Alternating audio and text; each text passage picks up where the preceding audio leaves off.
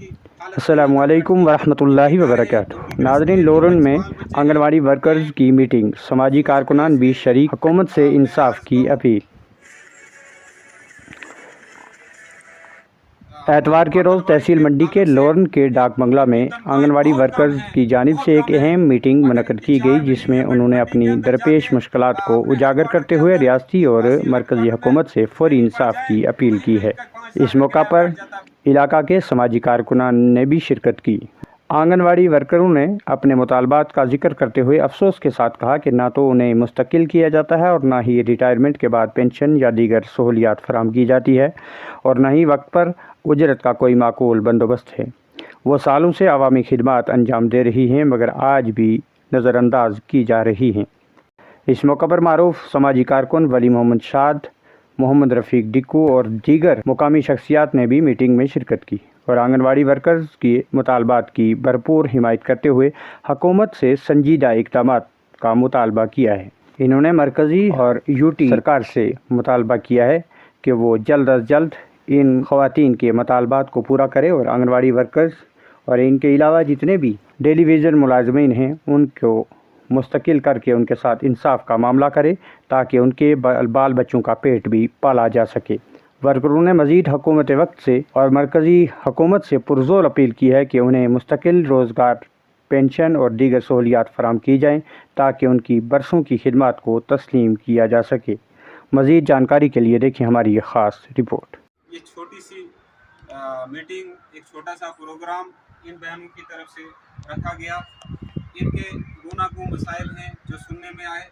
2018 से ये सड़कों पर हैं, मगर अफसोस कि उस वक्त की हुकूमत को भी के कान पे भी जूं नहीं रेंगी, और आज जिस हुकूमत को लोगों ने बाहरी अक्सरियत से इसकी असम्बली के अंदर पहुंचाया है, वहाँ भी मेरी एक बहन जो इनकी मिनिस्टर हैं, इसी महकमे से हैं, सकीना यद्दू साहिबा, उनकी नोटिस में भी शायद इनकी मजबूरियाँ, इनकी जो इस वक्त की जितनी भी मसाइल और इनके दुख दर्द हैं, शायद उनकी जहन में, उनकी नोटिस में नहीं है।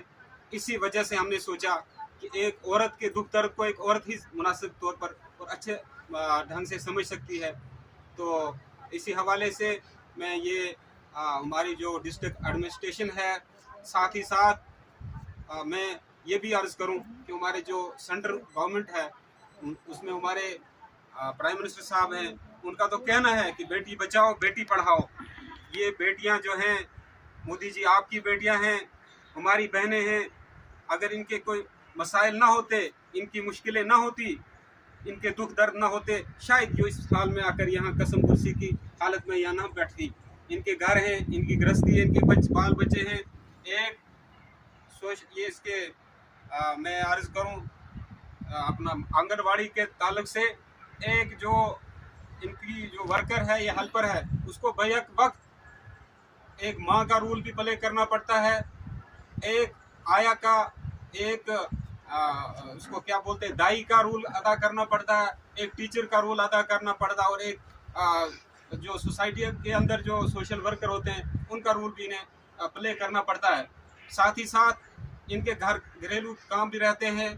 कुछ अल्लाह जाने कितनी हमारी बेटियां और ये बहनें होंगी जो घरेलू तशद्दुद का शिकार भी होती होंगी, और जिनके घर के कितने मसाइल होंगे बच्चों के हवाले से और दूसरे सोशल अमूर के हवाले से।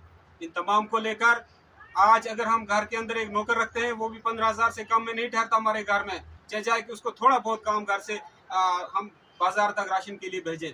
लेकिन ये जो कालसीरिया हैं, ये जो मखलूक है हमारी, ये जो हमारे ये नारी बहनें हैं, इनके लिए अगर हम ना सोचें, हम ना खड़े हों, शायद हम भी मुजरिम होंगे।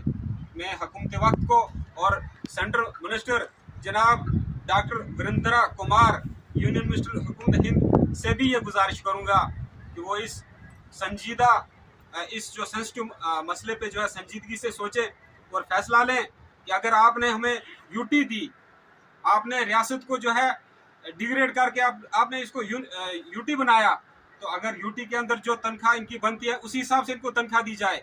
ये कोई भीख नहीं मांगने वाली, ये अपना हक मांगने के लिए यहाँ आई हैं। हम इनके भाई होने के नाते से हम इनके साथ खड़े हैं, लेकिन